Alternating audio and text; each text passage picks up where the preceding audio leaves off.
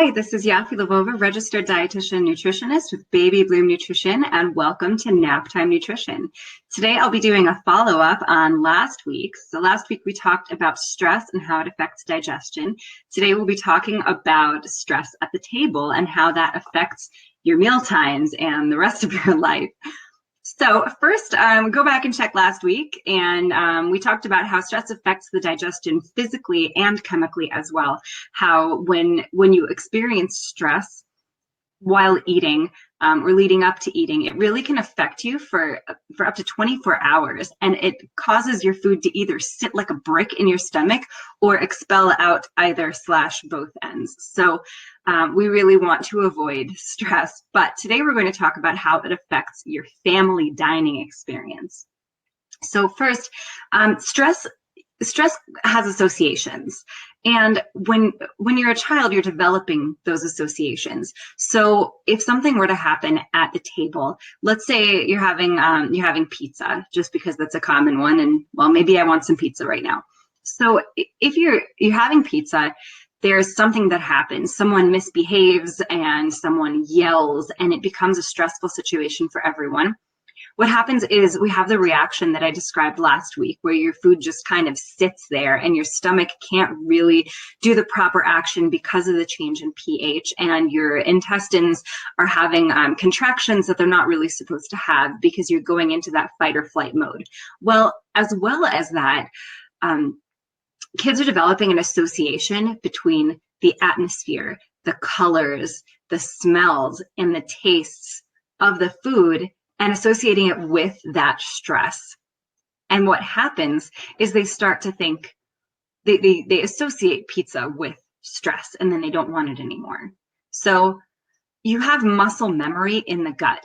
And much like I was a dancer growing up, if you do a dance a certain amount of times, you don't have to think about it because your muscles just remember what to do. It's the same with any activity. With golf, for example, when you perfect your swing, then your body remembers how to do it, and you don't have to reinvent the wheel every time you go to hit the ball. So it's the same thing when you're at the table. Your gut has developed a way to react to stress, and you have that muscle memory that helps your body to react with stress at the slightest association. When those associations come up, you go straight into that fight or flight because that's what your body remembers to do. So we get that association, we get the associated reactions with it that we talked about, and that leads to food avoidance and a selective spiral. So you don't like pizza. And then next, well, the pizza had cheese, so nothing with cheese. Well, the pizza had red sauce, so nothing with red sauce. And the diet starts to shrink and shrink and shrink. And I'm going to call that the selective eating spiral, because it started with one thing and just gets bigger and bigger. And so that's how you can go from the stressful situation with one meal, causing just this ripple effect that affects so many other meals. And this can come from pressure. Just eat one bite. Really, just eat one bite. Aren't you hungry? You're going to be hungry later. It's not a comfortable thing to experience, and that can cause a stress reaction. Yelling, obvious stress reaction. And that causes those associations. The yelling it puts you in a stressful mode, and then you associate that, oh, last time we were in this restaurant, Dad totally blew up, and that's not something you want to create as an association. Also, disappointment. If the child feels that they've disappointed you, that's also going to cause a stress reaction that will change their digestion and possibly change their emotional reaction to that food or that place in the future. So let's talk about leading up to the table. What can you do to help kind of head off these situations? First thing is major stresses. What's for dinner? Am I missing an ingredient? Is there an appliance malfunction? Has something gone bad? Is the child damaged themselves by running head first into a wall? I don't know. I have boys. This happens. Were you in traffic? Was a recipe that you chose taking much longer than anticipated? All of that can be handled with appropriate meal prep and meal planning. I'm a big advocate of meal planning. So, and I run the Save My Sanity program, which really advocates meal planning and helps you to get to a place where you can effectively meal plan without the added stress. So I'm a big advocate of writing down what you're going to have through the week and then having backups as well, because sometimes things just happen. You can't find the plug for the electric pressure cooker, so you can't have rice, because how are you going to make rice in the stovetop? It takes much longer. Those are just examples of ways that you can be prepared. Preparation and having an adequate backup is really going to help you head off that kind of stress. So poor behavior at the table. Well, if you've got kids, you know what I'm talking about. It happens no matter who you are. Maybe they didn't sleep the night before. Maybe they didn't eat enough of their lunch and it got sent home to you with only one bite taken out of it. Not that that was yesterday in my house or anything. So here are ways that you can really try to prevent the poor behavior at the table. And keeping in mind, this is not perfect. We're talking about kids, and they are going to assert control where they can, and they're going to test their boundaries. So sometimes there just really is going to be poor behavior. And that's where point number 7 comes in, which is wine. Yeah, heads up on that one. So first, be present. Physically and mentally. Sit down, stop moving around, make sure everything's on the table so that you can join your family and sit down. Just sit down, be present. Don't have your phone on the table unless it's playing music, in which case it doesn't really have to be on the table. It can be next to the table. Don't have it within arm's reach, because that's telling everyone at the table that your phone or the potential phone interruption is more important than they are. And by the way, that also applies to dinner out with friends. Just saying. Make sure everything's on the table. Sit down, no distractions. For you, it's hard enough to get the kids to part with their toys, but how about you? Sit down, no distractions. Set boundaries. You should have rules at the table. Maybe everyone has an assigned seat. Maybe there's a rule, no toys at the table, no TV on, no electronics.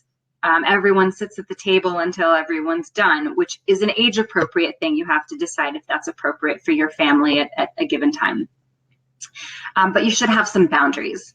Age-appropriate expectations. That brings me to that point.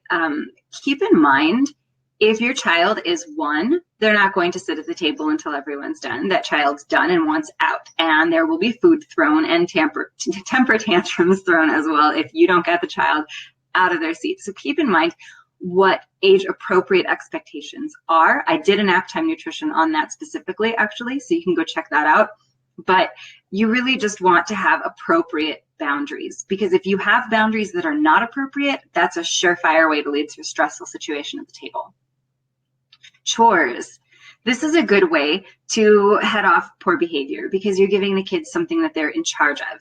You're in charge of setting the table. You're in charge of clearing the table. You are the official napkin distributor, and you are the official pacifier thrower.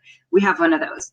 And that really helps them. It brings some focus. When kids have a lack of focus, they tend to go a little bit nuts.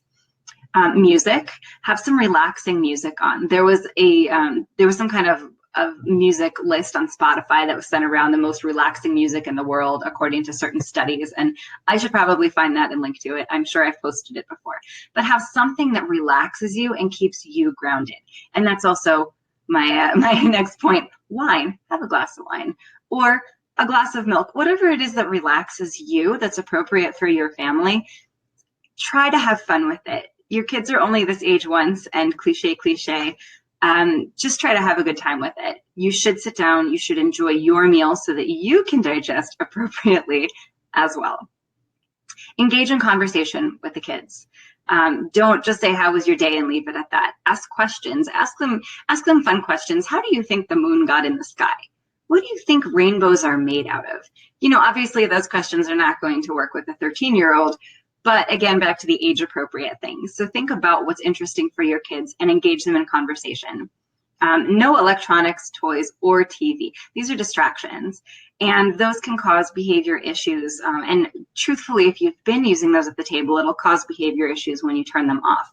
But in the long run, you don't want those distractions going on during meals, because you're teaching your kids to listen to their tummies and to eat when they're hungry and stop when they're full, to create a healthy relationship with food.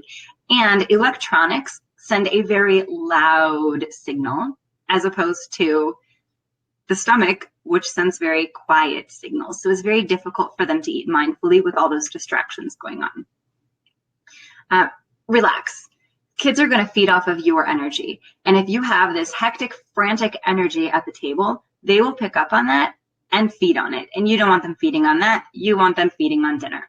So thank you for joining me today for Naptime Nutrition. Next week, I have not yet decided what we're talking about, but I am open to suggestions. I love questions and comments. So please comment with your family's favorite dinner and any tips you have for chilling out at the table.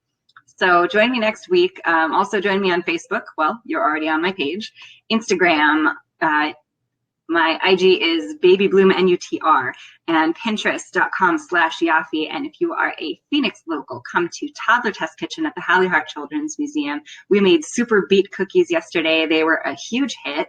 And I think our next recipe might be empanadas. I should probably start making those. So have a great day. See you next week. Thanks.